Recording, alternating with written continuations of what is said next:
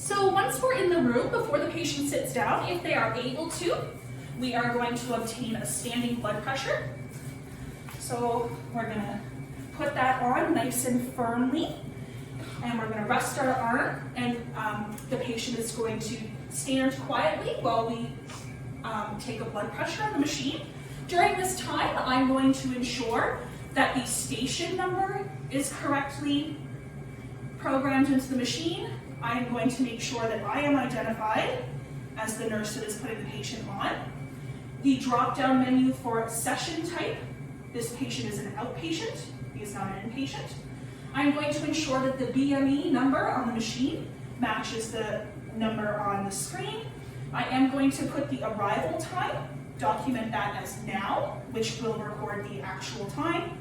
And I can start plugging in the numbers, i.e. his temperature that we recorded or that we took, his weight, and the blood pressures will auto-populate into the standing and sitting blood pressure section. Please keep in mind that if your patient isn't able to do a standing blood pressure, you'll have to be sure that their sitting blood pressure is recorded in the appropriate area. Okay, now that the standing blood pressure is taken, you're going to help your patient into the seat if they need so. So you want to sit down, make sure you're comfy, beautiful. Alrighty. And don't forget to check that the brakes are on. Good to go. Now that the patient is sitting, I'm going to take a sitting blood pressure.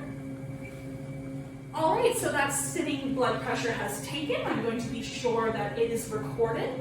Next thing that I'm going to do is I'm going to use my 2 patient identifiers. So you're going to ask your patient for their full name or date of birth.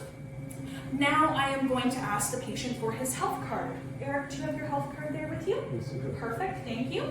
So I am going to be taking the health card, and I am going to be going to verify the health card number with what is on the EMR or the screen, and I am also going to be checking that the expiry date has not passed. At this point, if we did have an inpatient with us, I would be reviewing the transfer of accountability document and noting any pertinent information and making sure that I'm documenting appropriately on that document. I'm just going to verify. Eric, have you had any changes in your address since we last saw you? No. No? Any change in your phone number, next of kin, pharmacy? No changes? Perfect. If there were any changes, we'd be sure to note that and change that in his chart. Now we're going to start the patient interview. This is where I'm going to ask the patient if he has any concerns. I'm going to assess and see if there's been any changes in his health status since he was last with us. I'm also going to be doing some physical assessment, checking for things like edema, pallor, noting any changes in mentation, and I'm going to walk you through that now. Okay. So also, since you were last with us, have you had any changes in your medications? No. No?